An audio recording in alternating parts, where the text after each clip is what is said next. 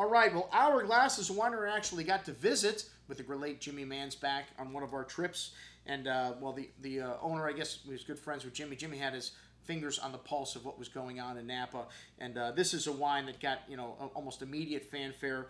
This is a pretty expensive wine. It started out in a great vintage in 1997, and David Stearns, a wine director, old wine director for Trevina Restaurant, had organized this tasting of cult wines from Napa Valley for an event right before the Napa auction. He had Screaming Eagle in there. He had Harlan Estate, Bryant, and these are all wines that Parker had scored 100 points. Well, the Hourglass stood up to these 100-point cult wines. Immediately, the first vintage sold out, and then, of course, Parker scored the wine in the high 90s, 98, 99 points. And these wines have gotten some good press from other publications as well, and very good wines, just very expensive. I mean, when you get in that over $100 price range, you expect the wines just to give you an extra punch or an extra, wow, bam. And not that these wines didn't. Bob Foley is a consulting winemaker here, and a lot of forward fruit in these wines, a lot of immediate appeal.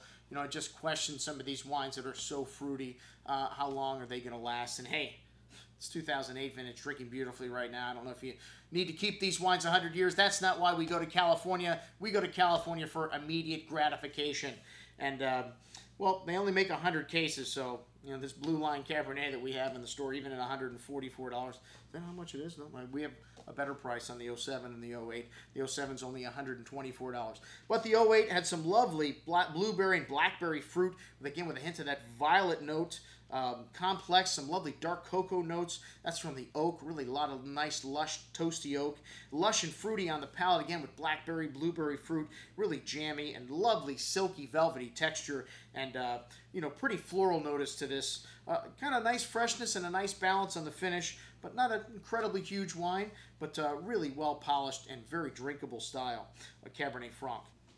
All right, the Hourglass 2008. This is the Estate Vineyard wine. They make two wines on this property. The Blue Line Vineyard, which is a new winery, a new vineyard that they've just developed and come out with, which we haven't in the store. We have the 2007 vintage at, $20 cheaper than the 2008. All right, well, this is a 4-acre vineyard, about a 500 to 800 case production wine.